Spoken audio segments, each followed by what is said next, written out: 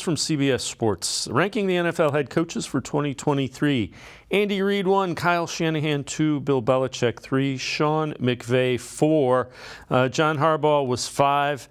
Kevin Stefanski checks in at number 20. Career record 26-24, playoffs 1-1. Although the playoff win, Mike Prefer was the interim.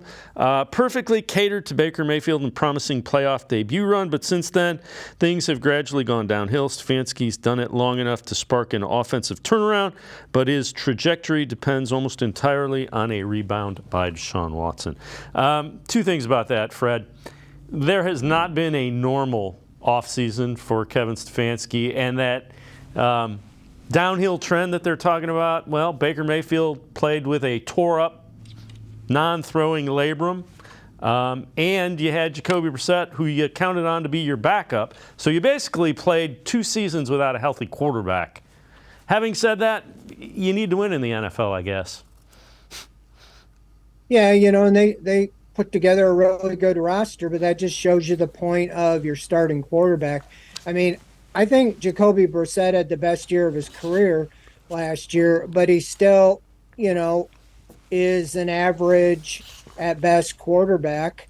I wouldn't call him elite, and I don't know if he's a starting quarterback. I think he's right where he's at. You got a 1-year deal for $8 million with Washington, and so with that said, I think the thing that's missed there is the Browns tried to win games in those first 11 last year, and then they had to change on a dime. Well, they could have stayed with Brissett, but you're not going to stay with Brissett when you got a guy who you paid $230 million and make the transition. Plus, you were 4-7. It wasn't like Brissett was lighting the world on fire, and so that's where it is. This is a chance. No excuses. Stefanski's had all off season, a normal off season, and he's had Watson here the whole time. It's up to him to design a system that plays to his strengths. And there's no excuses. If they don't put up points and have a great offense with the weapons they have, that's on Stefanski as well as the players. So, yeah, I think that I don't know how you rank him. You rank him kind of in the middle of the pack because he's been average. You start out 11-5, go to the playoffs, and then you can go nowhere but down. He was coach of the year his first year. He's very organized. That might have helped with the COVID year, that maybe they were a little ahead of some of the other teams not knowing what they're going to do. But now the word's out on what they've done.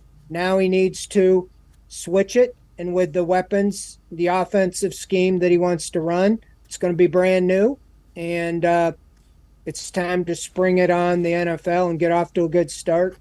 And it's kind of on him. I don't know if he's on the hot seat. I think the organization likes him, and they like Andrew Berry working together. But again, with everything they've done and added, if they have another so-so season, I can see him moving on from him as well.